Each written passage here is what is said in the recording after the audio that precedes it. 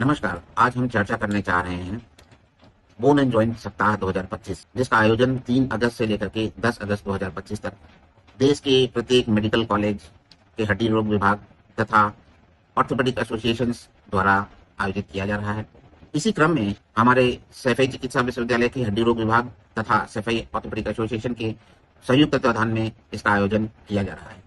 इस वर्ष हमारे प्रेसिडेंट इंडियन ऑर्थोपेडिक एसोसिएशन की पहल पर ओल्ड इज गोल्ड यानी 360 डिग्री केयर फॉर एल्ड, जिसका मतलब है हमारे बुजुर्गों को गति के साथ साथ गरिमा, एक बेहतर स्वास्थ्य, स्वस्थ हड्डियां और उनको सहज गति के साथ साथ सम्मानपूर्ण जीवन दे सकते हैं। क्या आप जानते हैं कि हर 11 सेकंड पर हमारे देश में एक बुजुर्ग के गिरने से हड्डियां फ्रैक्चर हो जाती हैं अथवा वो घायल हो जाते हैं। इसी के साथ साथ ऑस्टियोपोरोसिस और जोड़ रोग बीमारियां बहुत ही आम हो चुकी हैं, लेकिन समय पर जांच, समुचित इलाज और फिजियोथेरेपी के माध्यम से हम उनके जीवन को बेहतर बना सकते हैं। बुजुर्गों को गरिमा बनाए रखना, उन्हें सक्रिय रखना, ये सिर्फ एक डॉक्टर की जिम्मेदारी नहीं है, बल्कि एक हर परिवार और समाज की नैतिक और सम्मिलित जिम्मेदारी है। तो आइए जानते हैं उनको गिरने से बचाने के 6 सरल उपाय, ताकि उनको अननेसेसरी इलाज से बचाया जा सके, जिसमें सर्वप्रथम है उनकी नियमित संतुलन अभ्यास और व्यायाम। अक्सर देखा गया है कि जब बुजुर्ग अपनी वृद्धावस्था की बीमारियों से ग्रसित होते हैं या चोटिल हो जाते हैं, बिस्तर पर आ जाते हैं, तो परिवार से उनका संवाद टूट जाता है। तो मैं गुजारिश करूंगा बुजुर्गों से भी और परिवार के सदस्यों से भी कि संवाद बनाए रखें। आपकी ये संवेदनशीलता उनको गरिमा और सम्मान में बहुत मददगार होती है। नियमित तौर पर डॉक्टर से उनके गिरने के खतरों की जांच कराते रहें। उनकी दवाइयों की समीक्षा अवश्य कराएं, क्योंकि अक्सर देखा गया है कि बुजुर्ग कई बीमारियों से ग्रसित होते हैं, दवाइयां खाते रहते हैं, जिनके प्रतिकूल असर आते हैं और गिरने की संभावनाएं बढ़ जाती हैं और कई बार मामलों में गिर भी जाते हैं और घायल हो जाते हैं। उनके आंखों और कानों की जांच अवश्य कराएं। घर को बाधा मुक्त और सुरक्षित रखें।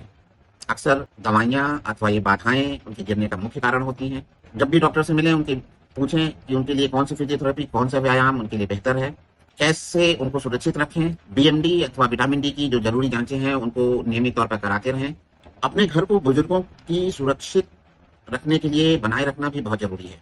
अक्सर फर्श पर दरी, तार या पानी फैला रहता है, जिसमें उलझकर या फिसलकर गिर जाते हैं। बाथरूम और सीढ़ियों पर भी कई बार पानी रहता है, उनको सूखा रखें। उनके सहयोग के लिए वहाँ ग्रैब बार या कोई ऐसी चीज लगाएं जिसके पकड़ करके बैठने उठने में सहयोग मिल सके। नाइट लाइट का प्रयोग जरूर करें, ताकि वो किसी अवरोध को देख सकें रात में और सुरक्षित रह सकें। उनकी पहुंच में उनकी जो जरूरी चीजें हैं, आवश्यक चीजें हैं, उनकी पहुंच में जरूर रखें और आरामदायक कुर्सी या स्टूल उनके पास रखें, ताकि वो उस पर भी बैठ सकें और व्यायाम कर सकें। तो आइए इस अवसर पर हम सब मिलकर संकल्प लें और इस अभियान में भागीदारी निभाते हुए सभी परिवारों में, सभी बुजुर्गों तक ये मैसेज पहुंचाएं कि कैसे वे अपने आप को सुरक्षित रख सकते हैं, कैसे हम उनके जीवन में गरिमा, प्रतिष्ठा और सम्मान बनाए रखने में मददगार हो सकते हैं, ताकि हर बुजुर्ग को हम दे सकें स्वस्थ, सम्मान और सुरक्षा के साथ साथ गरिमापूर्ण जीवन, ताकि ओल्ड इज गोल्ड की थीम को परिपूर्ण करते हुए उन्हें सोने की तरह सहेजें,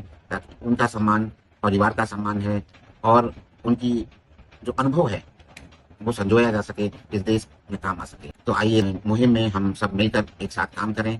इस मैसेज को ज्यादा से ज्यादा लोगों तक पहुंचाइए, ताकि उनको बेहतर स्वास्थ्य और अनुचित दवाइयों से बचाया जा सके।